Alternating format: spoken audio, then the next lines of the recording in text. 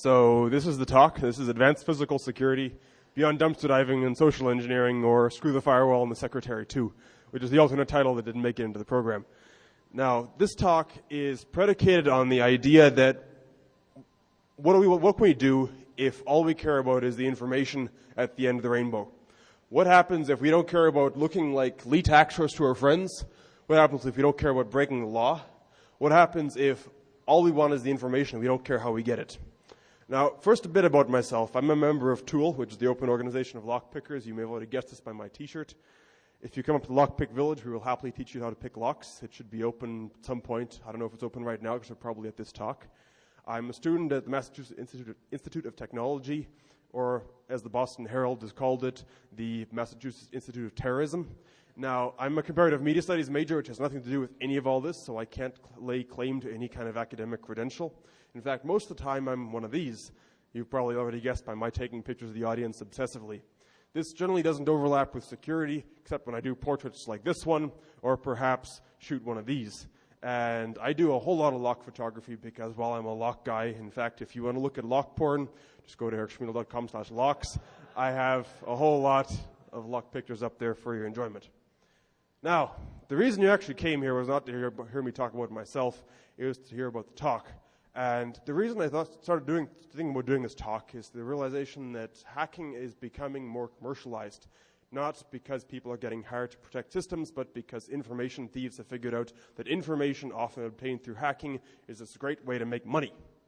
Now, remember, this is about the information. It's not about the hacking, which means that as computer systems become more and more secure, of course, they're never going to become secure, otherwise DEF CON's going to be out of business, and that's never going to happen.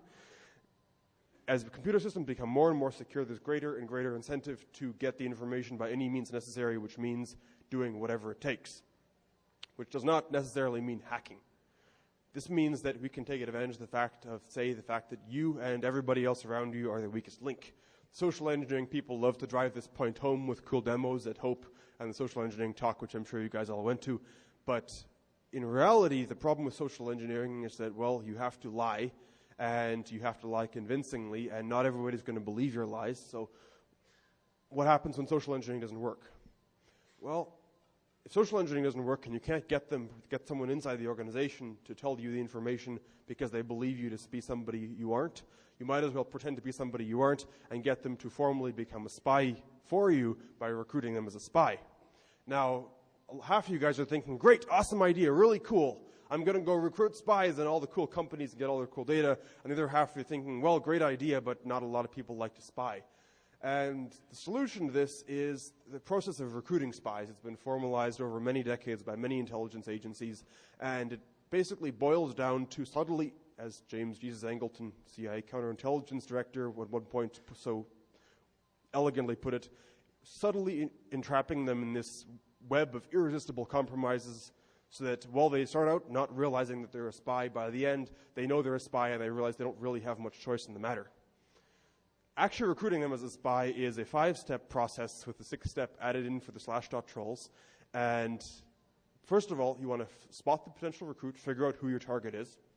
You want to do your homework, get all the background information you can on them, figure out what their habits are and such. You want to get access to them in a way that you can actually go up and talk to them and they won't think you're some weirdo. You want to develop them as a recruit, get them more and more into the game, and then finally recruit them as a spy.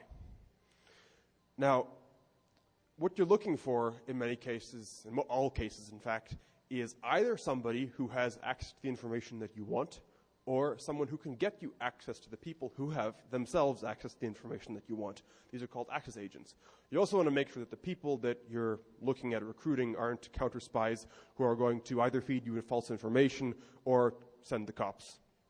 Now, once you've identified someone who's a plausible spy or seems like a good idea, you want to learn about them. This means learning what makes them tick. Why do they do what they do? Are they in it for the money? Are they in it because they believe in the organization they're working for? Or are they in it because they just want to help people? And then from this, you can figure out why it is that they're going to work for you. Now, why should someone work as a spy for some random sketchy person that's asking them to pass on information they really shouldn't be passing on? Well, there's a whole bunch of reasons. First of all, because you're offering them a whole crap ton of cash. People like money. And people are willing to do a lot of stuff for money. So that's one of the common reasons. But also, maybe they want to get revenge on somebody. Maybe they want to get revenge on the boss who's been bossing them around and really been treating them like crap. Passing on information that's going to help take down that person is a great way for them to get back at them, and you can take advantage of that.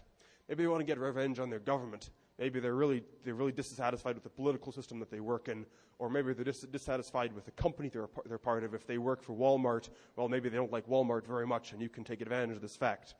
Maybe you can put them in a blackmail or hostage situation where they're passing on information to protect their reputation or protect their family. Maybe they'll spy for national pride if you can pretend to be from the government of the country they were originally born in. If they're proud of that country and they're working somewhere else or working for some other country, you can take advantage by pretending to be from that government, or maybe you actually are. You can get them emotionally involved if they're in a really boring, humdrum, day-to-day job with no excitement. Spying can add a lot of excitement to their life, and one of the reasons that some people spy. If they're naive, you can convince them they're working for some great cause, working for peace. That was one of the favorite lines of the KGB back in the day to people who are working in the West. Well, pass on information on whatever defense activity you're involved in, and you'll be helping the cause of world peace. Well, that's great if you're really naive. People will pass on information as long as they get laid. People are willing to do a lot in exchange for getting laid.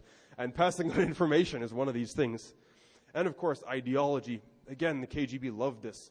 Back in the 1930s in Cambridge, some of you guys are perhaps aware, they talked to a couple of very clever Cambridge students in England and persuaded them, these were pretty serious communists, that they should renounce communism publicly and get jobs in the British government, passing on information into the Russians. One of these guys was H.A.R. Kim Philby.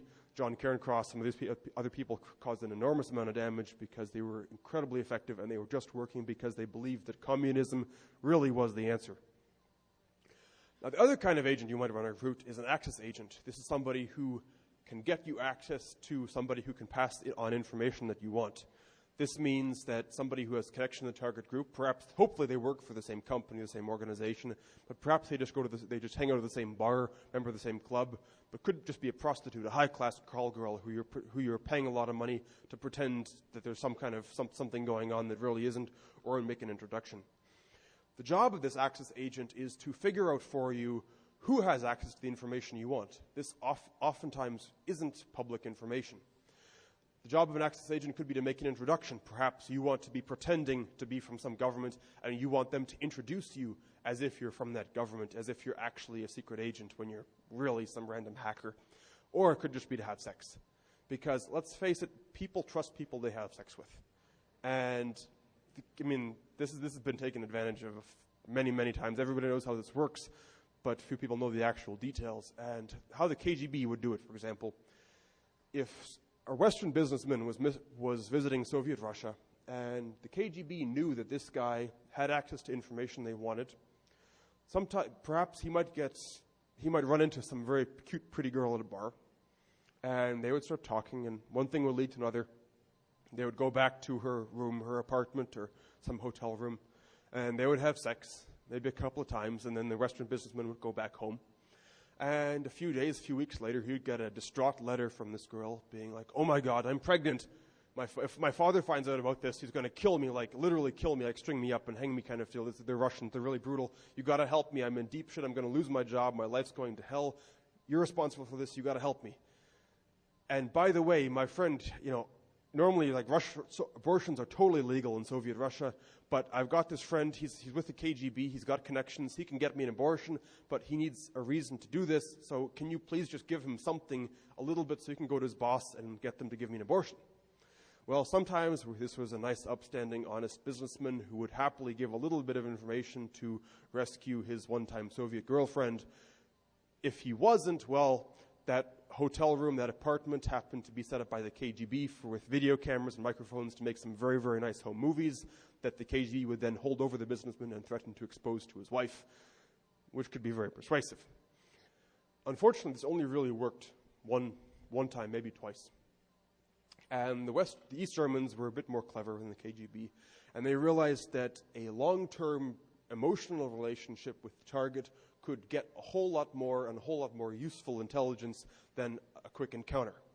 So they invented the concept of the Romeo spy. This was a smooth-talking guy, usually, whose job it was to make contact with some secretary who had access to top-level, high-security information, generally in the West German government, and get into a relationship with her, get her to bed, because let's face it, this was Germany after the Second World War. There weren't a lot of guys around.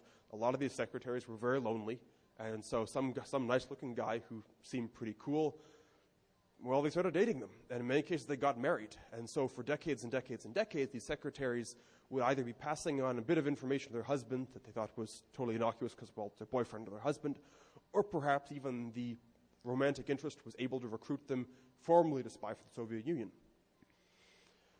Of course, we don't have this luxury. Most people don't.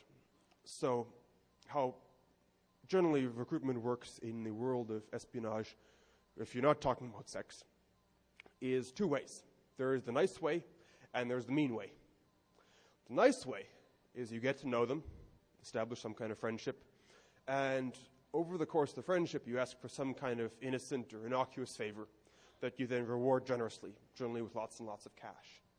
And this happens over and over again until the target gets so used to getting your cash for doing little favors, getting you little bits of information that they can do, telling you when there's going to be some big news happening so you can buy or sell stock or whatever, that they come to depend on this money that you're giving them.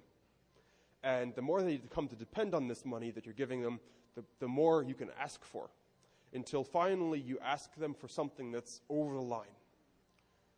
Not a lot over the line, just a little bit over the line, like the internal company phone book, something that would give you information that you really shouldn't have. And you pay them a crap ton of money for this on some kind of pretense. For perhaps you're asking them for some plans which will allow you to thwart a terrorist attack, quote unquote. And of course that's logical, and they want to help their government thwart a terrorist attack, right? So they think, well, I should, okay. And there's good money in it, so they do it. At this point, you've got them hooked, and you can recruit them. The mean way of doing this, on the other hand, this is what happens a lot in foreign countries when someone goes to visit these days, make their life hell. Get them arrested, get them in some kind of really deep shit that they have to get their way out of somehow, and there's no obvious way of doing it. Maybe they got involved with some convenient woman who now turns out to be an enemy agent, and now they're at risk of losing their clearance or whatever. And so you approach them and you offer to fix their life. Perhaps get them out of jail by by having the connections, but all they got to do is pass on a little bit of information so you can satisfy your superiors. Once that happens, you can wash, rinse, repeat the steps I told you about earlier, get them to pass on more and more information until finally you can make the pitch. Recruit them formally as a spy for your organization or for some plausible organization that doesn't actually exist. And when approached like this, of course, a lot of people, they refuse. People don't really want to be spies in many cases. And so it might be necessary to have a folder there with lots of incriminating photos of all the stuff they've been doing for you that could get them in really deep shit if they don't play along and don't keep doing what you want. How does this work in practice? Well, there's a whole lot of tools that I told you about, and things don't always get used. Sometimes other things get used. It's a question of adapting to the particular situation. Like the KPMG, Gaia Enright Diligence Incorporated thing that happened a while ago. A private investigation firm called Diligence Incorporated. Okay, this piece is retarded. If anybody has any idea how to get Little Snitch from throwing up warning dialogues about NMBD trying to connect out, I'd love to hear it. Anyway, so this private investigation firm, Diligence Incorporated, was hired to get some dirt on this other company, the IPOC International Growth Fund. And Diligence did some digging and figured out that IPOC, the target company, was being audited by this huge international accounting firm, KPMG. So they figured, well, the best way to get some dirt on IPOC, which has really good security, is to get a spy inside KPMG, which doesn't have such good security. So they sent down two ladies from their New York office to Bermuda, which is where the audit was taking place. And these two young ladies pretended to be from a very high-powered, high-end, well-known New York law firm called White & Case. And they contacted KPMG's Bermuda offices saying, hey, we're planning this legal conference. Can we get a list of your employees in the area who we should contact for this legal conference? And KPMG did their digging and figured out that this law firm was legit, and they sent along a list of employees for Diligence to use, White & Case to use in the course of planning their legal conference, which was actually figuring out who they wanted to spy for them. They looked at this list, ran through the usual databases, which tell them anything and everything. It's amazing what you can get these days. And figured out that, well, there was nobody in KPMG's Bermuda office who had access to the information on IPOC who would actually be an ideal match for their profile of like an ideal spy, presumably some guy in his mid-20s who liked risk and liked to gamble and liked women and sports and probably needed some money. There was one guy, a British-born accountant named Guy Enright. And so a couple days later, Guy Enright gets a call from a guy claiming to be Nick Hamilton. Nick Hamilton speaks in a clipped, very high-end, high-class British accent. And he says he needs to meet Guy Enright for a matter of the utmost importance. That's all he says. A couple days later, they meet for lunch. And Nick Hamilton, who, by the way, is actually Nick Day, the co-founder of Diligence Incorporated and a former British agent for real, but not a current British agent at all, says that he wants to recruit Guy Enright for a matter concerning British national security. But he can't say any more. He first needs to do some background investigation work on Enright. So he hands Guy this official-looking form, asks for all his personal information, political affiliations, credit history, you name it, criminal history, and gets Guy to fill out the form, goes away, and a couple of days later meets Guy Enright in a bar. They sit down, have a couple of beers. Nick Hamilton tells a couple of war stories from back when he was part of the British equivalent of the Navy SEALs, which may or may not have been the case. And after an hour or two gets down to business, says, well, Guy Enright's been inspected, detected, infected, and finally selected for the mission, passed all the clearance checks. And what does Guy Enright know about the KPMG audit of IPOC? Simple question. And pretty soon, Guy Enright has agreed to start passing over information to his mother country, at least what he thinks is his mother country, about this audit. And so to maintain operational security, Nick Hamilton says, well, I've set up this thing. It's called a dead drop, so you don't ever have to meet me again. All you do is put the documents in this watertight container under this rock in a field. This field happens to be on the path of your daily commute every day. And I'll pick them up and leave some money or leave something for you there. And we'll keep this up. And so this works for a couple of months. Nick Hamilton tells Guy Enright, leave little notes or whatever, what information he wants. Guy Enright copies the documents or brings documents, leaves them in the watertight box, and Nick Hamilton picks them up. Some other point. This would have worked great, and it would never have been discovered except for one minor problem. Somebody, we don't actually know who, left a packet of documents, internal Diligence Incorporated documents, at the KPMG New Jersey offices. These documents contained all the details on this little thing they called Project Yucca, which was the whole IPOC spy thing. And KPMG wasn't so happy about it. In fact, they filed suit, and these documents became public, and we learned a couple of things, as well as what was going on. We also know that, for example, Diligence wasn't very trusting of Guy Enright. They wanted to make sure he wasn't a KPMG counter-spy, so they followed him to and from every meeting. And to make sure that Nick Hamilton wasn't being followed, every time he went to and from a meeting, he would walk this predefined path through Bermuda, where he would walk past several choke points, where Diligence operatives could make sure there's nobody following him. We also know that while Diligence was being paid $25,000 a month for this operation, which was very effective, all Guy Enright got, in addition to being publicly humiliated, was a Rolex watch. Now, if you're not Diligence Incorporated, perhaps you don't want to recruit, and maybe you don't want to recruit a spy inside the organization. Perhaps you just want to send one of your own guys into the organization. This is a really popular tactic for use that corporations use and the government uses to infiltrate political protest groups. They send in some guy who's got long hair, who starts volunteering and helping out and starts passing out information on where the next protest is going to be. A very successful example of this is Mary Lou McVate. This is a story that broke pretty recently about this woman who infiltrated the entire anti-gun movement and was actually an agent for the NRA. If you Google her, you can find out lots of cool information. On the other hand, how you shouldn't do it is what this other private investigation firm called C2I International did, and send a guy into this British anti-aviation group called Plain Stupid. Said his name was Ken Tobias. Said he really didn't like aviation. He just came in from China, and man, Heathrow Airport was really annoying, so he wanted to do anything he could to hurt them. He was a really enthusiastic guy. Really wanted to make the group more radical. Really wanted to get everybody to, take more risks and live life to the fullest and all that. But they got a little suspicious because not only was he really enthusiastic, but he was really clean cut. Looked kind of like you'd exactly expect an undercover cop to look. And well, he showed up for meetings 10 minutes early, and if that isn't a warning sign, I don't know what is. So they did some digging, and they figured out that even though he claimed to live in London, he wasn't on the London electoral register. And while he claimed to have played rugby, he wasn't on the record as the rugby team he said he played for. So they fed him some fake information, figured out whether this guy was actually a spy.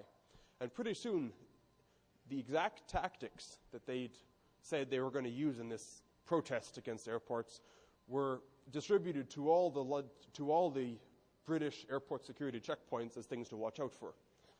And then, of course, the Manchester Evening Standard published all the details of the meetings that he'd attended. So they figured they had a rat. So they sat him down in a Japanese restaurant and asked him, or at least could he verify his identity. So he said, well, I just lost my wallet, and my ID was in there too, and my passport's at my mom's, and she lives a long way off, but you're persecuting me because of my background. And he got really whiny and emo, and so they kicked him out. And they still realized, despite all this, they knew he was a spy, but they didn't know who he worked for. So they did some investigation.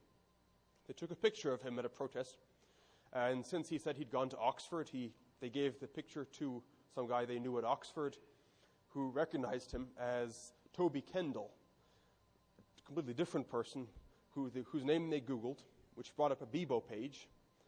The Bebo page linked to a LinkedIn page which identified him as an analyst at the special risk management company C2I International, and apparently he was involved in security and investigations. So if you're going to be a spy, whatever you do, don't make sure your social networking pages don't reveal who you are.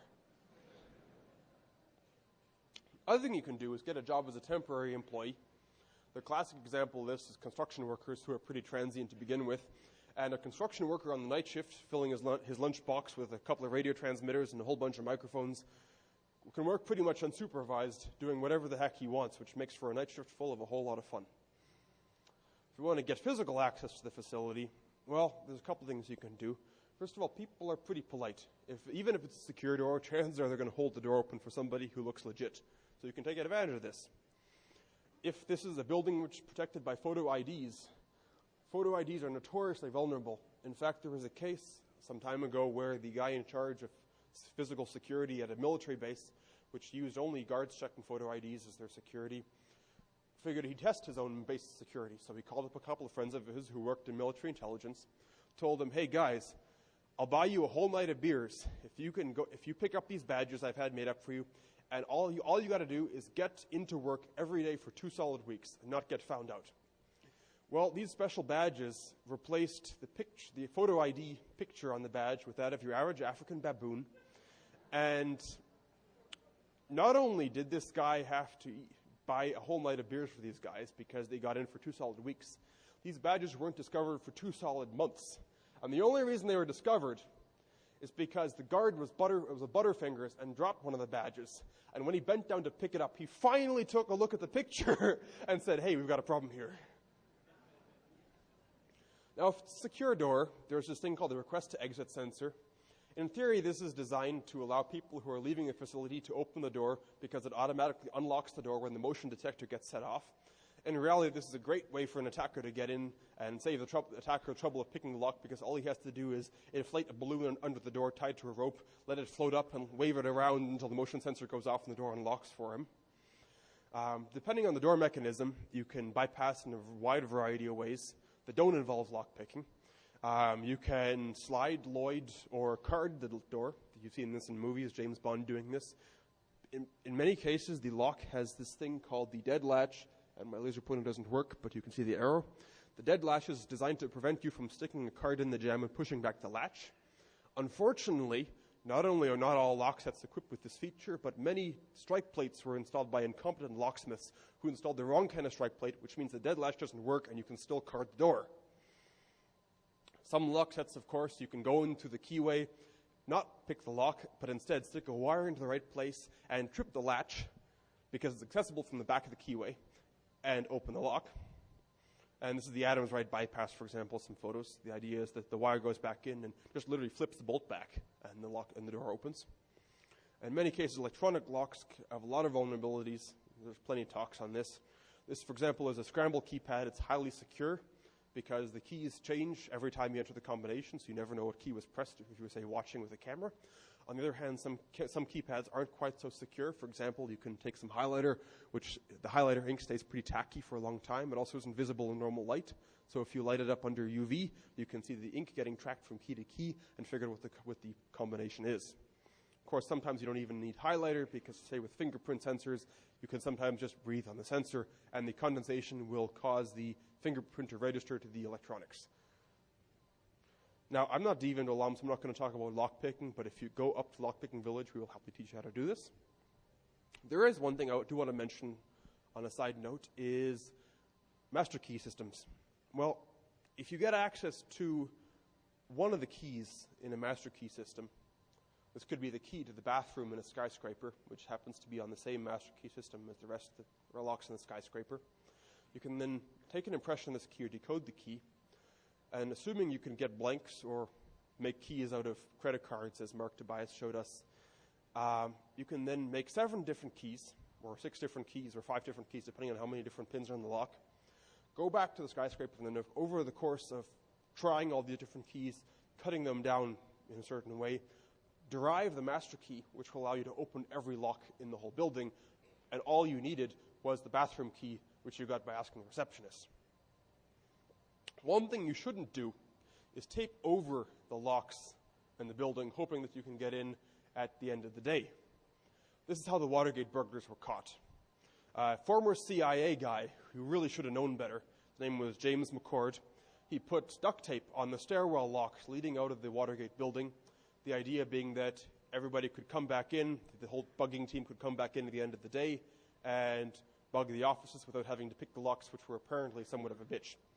Well, this $9 an hour security guard, Frank Willis, saw the duct tape and was like, while making his daily rounds of the building. So he pulled off the duct tape and he continued on his way. And James McCord, who really needed a handy beating with a clue bat, came back, saw the duct tape had been removed, and put some more on the door. Well, so security guard comes back in an hour, sees duct tape had been added, and calls the cops. Well, they found the Watergate bugging team in the offices of the Democratic National Party, and they were not in the offices of the Democratic National Party chairman, which was in fact the target. The reason was the Democratic chairman's office was really secure, had some good locks on it, and they really couldn't get in. They were in the adjacent office, and when the Washington, D.C. police found them, they had the ceiling tiles removed. As it turns out, all that security in the Democratic chairman's office was pointless because you could go in over the dropped ceiling and get into the office that way. If you don't want to play Watergate burglar, you can try a little more legal approach. In many places, if you can get legit access to the neighboring building, a pair of binoculars or a long telephoto lens will get you this kind of view of whatever's going on in the office you're looking at. And as a result, if you can see the screens, you can see what's on them, you might as well be running some kind of, other attack, which I'm going to talk about later. This is incidentally a photo as a result of some preparations some friends of mine did. They did some research on the MBTA, that's the Boston Transit System headquarters. This is a photo through the window of the MBTA operations building, which is terribly secure. There's not even a front desk. It's all locked down. The security cameras all over the place. But, well, you can just look through the window. But nobody ever expects anyone to look through a skyscraper window, right? If you can get a cell phone into the building, because this is the kind of society where now all of a sudden everybody's carrying their own bugging devices. There's 2 websites for about €100 a piece. They will sell you pre-manufactured, pre-coded, pre-compiled software, which will turn most cell phones into bugging devices that will dial out and let you listen in on whatever is happening in the room in which the cell phone is left. The classic application of this is the businessman who is in the middle of some difficult contract negotiations. He's sitting in the conference room, and he's got his cell phone out on the table, his briefcase out on the table. He's like, hey, guys, Let's take a break. I got to go use the bathroom. He go use the bathroom, and I don't know, maybe he has some diarrhea or something because he's gone for about 15, 20 minutes. And at the same time, his cell phone is in fact recording whatever his negotiating adversaries are talking about in the room while he's listening in or hearing from a compatriot who's summarizing everything he needs to know to go in and have a much greater advantage in the negotiating table. Of course, some cell phones aren't so easy to get access to, like Karl Rove's iPhone. As it so turns out, though, the iPhone has a number of remote vulnerabilities. If you Google Rick Farrow iPhone, you can figure out how to remotely root an iPhone. And as Rick Farrow demonstrates, you can easily upload some software which will cause the iPhone to send you an audio recording of whatever's going on around the iPhone. I would sure love to hear what's going around Karl Rove's iPhone if anybody can get me that. Of course, the problem with all this is it's really illegal. Wiretapping laws and audio interception laws have been around for a while, and this is the kind of stuff which, as Office Space put it, is not going to send you to white-collar resort prison. It's going to send you to federal pound-me-in-the-ass prison. For example, in the U.S., it's illegal to possess, manufacture, distribute devices which are primarily useful for the surreptitious interception of wire, oral, or electronic communications. Got to wonder if that with that little keyboard keyloggers that I bought off eBay, if that's illegal. Of course, this could extend to something as innocuous as your average intercom. Radio Shack sells these intercoms which were designed for communicating from room to room or listening in on like what's happening like with a baby monitor type thing. You plug them into the wall, and you plug everyone into the wall, and somehow some magic happens, and over the power line the audio goes and gets extracted, and you can listen to it. Well, anybody using an HF band ham radio can hear that too. Anybody who goes online and buys himself one of these little handy-dandy recording device, little audio recorders, I mean, they're marketed at recording meetings. They just don't say what kind of meeting and how the recording is being done. They advertise features like capturing audio of meetings, interviews, and other critical information expected of digital recorders, featuring amazingly long recording times of 136 hours, with up to 32 hours of continuous operation, even featuring a timer recording mode for those who do not want to call attention to the fact that they're making a recording. Sounds really useful to me.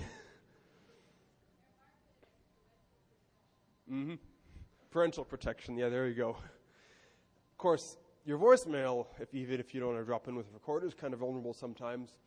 Most voicemail boxes are protected by a numeric code, which has no precautions against brute forcing. Your lens cap is on, dude.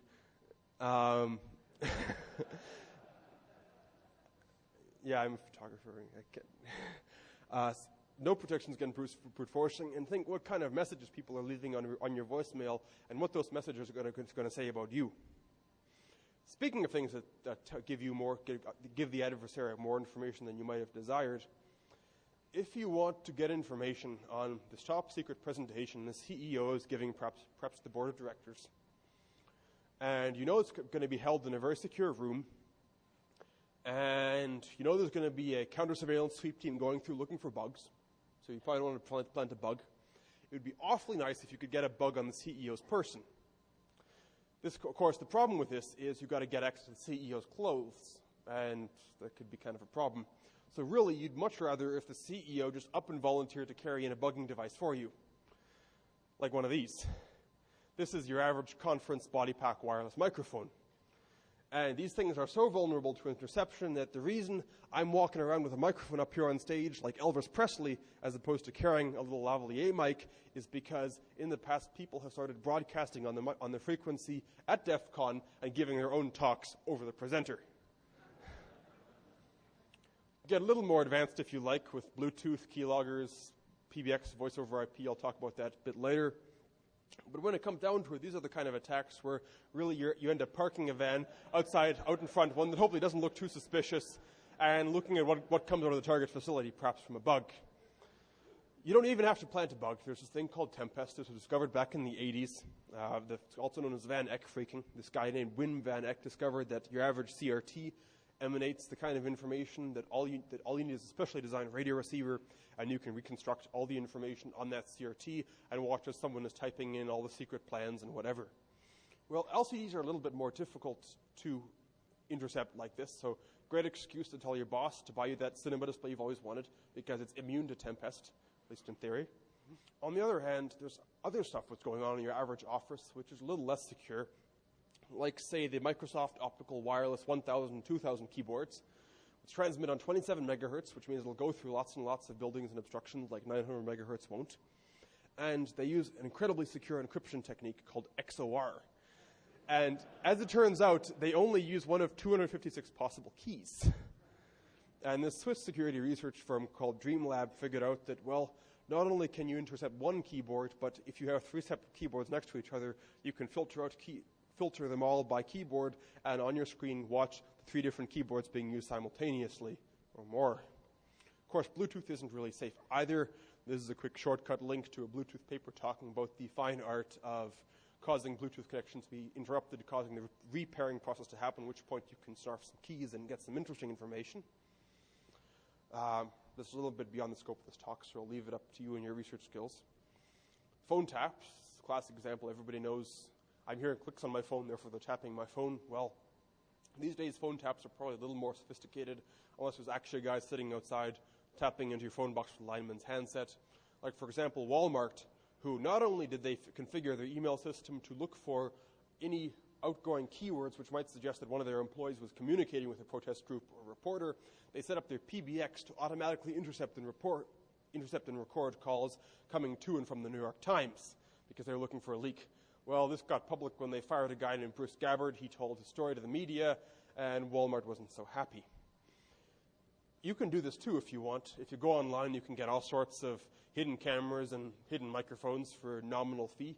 These things aren't terribly secure when it comes to resistance to bug-creeping teams. But let's face it, if you can hide a camera in a birdhouse, a clock radio, potted plant, teddy bear, glasses, even a hairdryer, and of course for $700, even if you're just in case your cell phone camera wasn't good enough, you can get a cell phone wireless video camera. This is, I think, the first example I've ever seen of meta cameras, which are a camera hidden inside a device that already contains a camera. Yes, recursion. So what do you do with this kind of video? Well, there's the usual incriminating footage.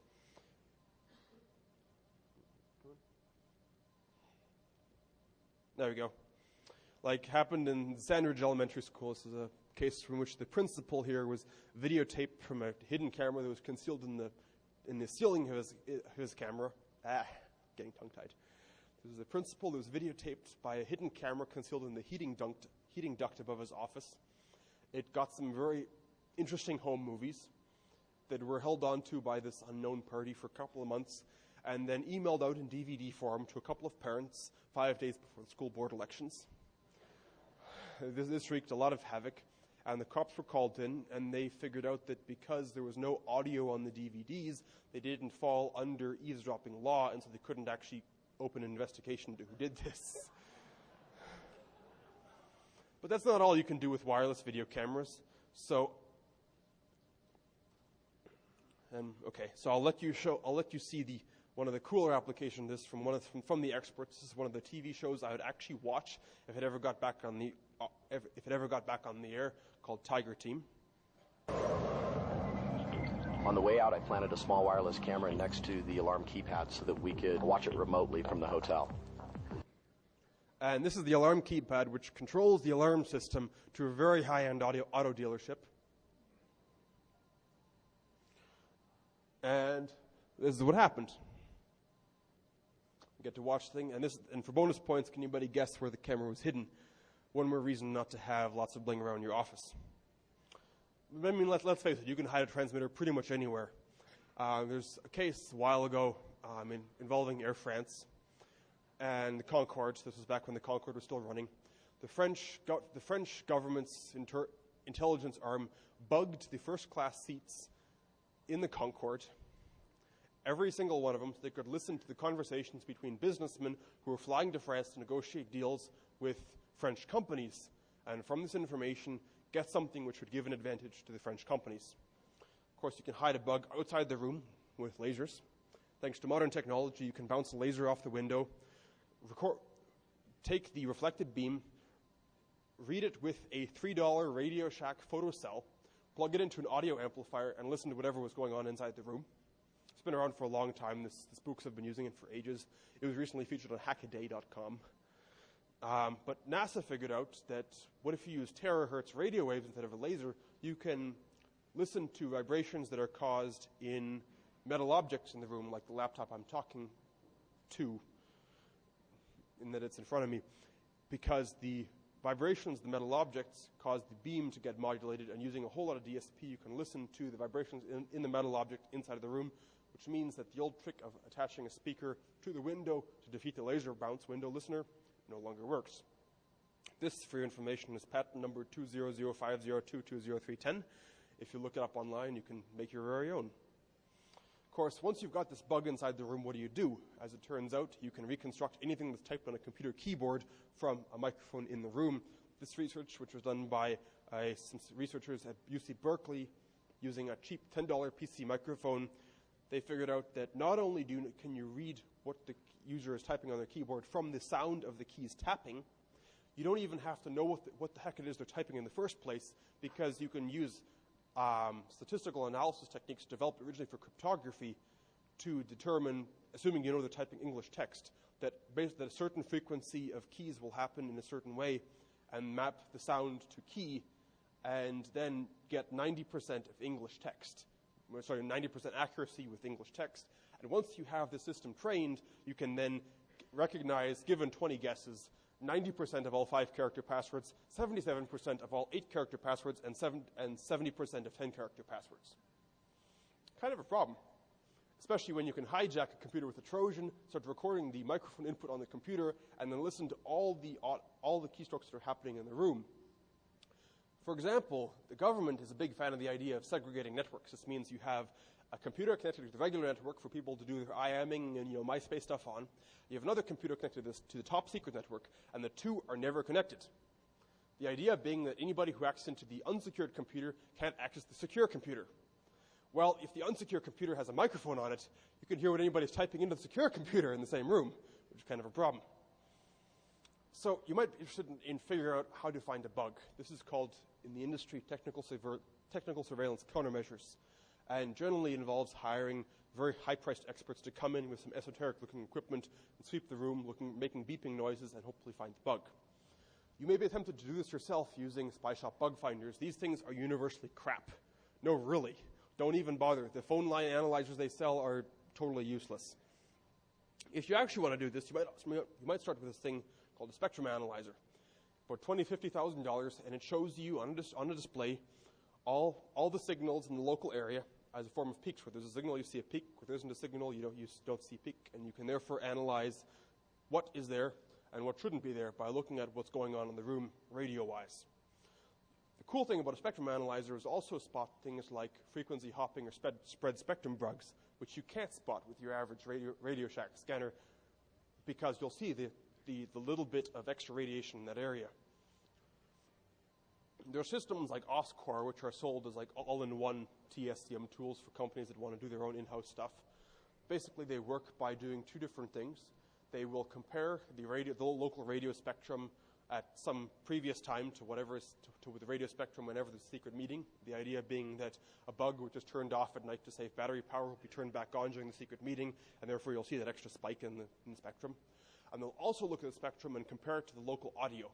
The idea being that there'll be if there's a bug in the room, there'll probably be some correlation between the radio emissions of the bug and the local audio inside the room, and therefore they'll find the bug. A real TSCM specialist will probably walk in with one of these guys. It looks like a very fancy metal detector. It's a nonlinear junction detector, and it uses a spectrally pure, generally about 2 watts radio frequency emission out of the metal detector head which also acts as an antenna. And then there's an RF amplifier and some sophisticated DSP circuitry, which is then looking for odd-order harmonics in the return signal. The idea being that any kind of nonlinear junction in silicon, which is a junction that you're going to find in any kind of diode or transistor, and therefore in any kind of bug, is going to return an odd-order harmonic and therefore locate the bug for you. This is great when you're looking at a wall and you find this kind of junction in the middle of a wall that really shouldn't have any kind of junction in it, and you notice are digging. It isn't so great, of course, when you're dealing with something that already has electronics around you, like, say, your average server room. So you need someone other technologies to go after that.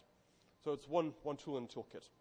The other problem with these non-linear junction detectors is that they will detect rust on screws, for example, which form their own non-linear junctions. They'll detect the springs in a car. They'll detect any bit of metal in furniture because of corrosion.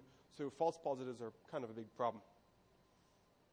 Voice over just about anything. This is what I was telling you about earlier with the Radio Shack intercoms. A lot of bugs are designed to run in place forever. They run off wall power, and they transmit the audio down the power line so that you can pick it up by plugging in the receiver into anything on the same circuit. And if they're well designed, they'll run in just about the 50 kilohertz to a couple hundred kilohertz range. They don't get filtered out by filtering, which is applied to the power line, which means to detect them, you use an HF band ham radio receiver. If you have access to a thermal imager, you can take advantage of the fact that a lot of radio transmitters give off heat. A lot of cameras give off heat. So if you see a hotspot where there shouldn't be one, you should probably take a look. Most important of all in TSCM, though, is physical search, taking the room apart piece by piece, looking everywhere. This is probably the easiest to do because all you need to do is use some elbow grease. It'll find the most bugs of any different method because you're looking for the physical bug, but you have to be particularly thorough. In fact, you should probably check the car and the home. There have been some high-profile cases, for example, where the Scottish politician Tommy Sheridan discovered a tiny little box with what he described as a wee antenna on it in his car, which was presumably recording his cell phone calls because, well, GSM is pretty difficult to intercept unless you have about $100,000. It's pretty easy to listen in on when someone's talking, and what do people do in their cars? They talk on their cell phones. Did it with their home. The CEO of the UK insurance company Equitable Life found a bug in the apartment he used during the week, and that caused a big hoopla, which means that he got to hire a very expensive TSCM specialist. These guys charge several $1,000s a day because the amount of equipment they told about is $200,000 to $2 million altogether. The reason you want to spend that much is because sometimes things go wrong, like the time Kid Rock's security entourage, found what they thought was a wireless camera in his dressing room, thereby uploading porn of Kid Rock getting dressed to the random internets. Well, turns out this wireless camera was actually part of the nightclub's regular security system. The resulting lawsuit backfired horribly, and everybody was very embarrassed. If you want to try it yourself, of course, you can go down to Radio Shack and buy yourself a scanner and listen to all the local transmissions and see if you can find something which is picking up audio in the target room.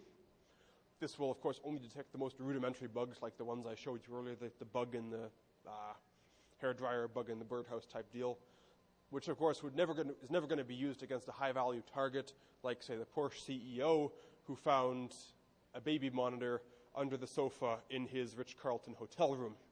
He was very infuriated by this because it was on, the batteries were fresh, so he went to the Ritz-Carlton guys. They were like, oh, it must be a family. But then they checked their records, and no family had actually stayed in the hotel room for several weeks before.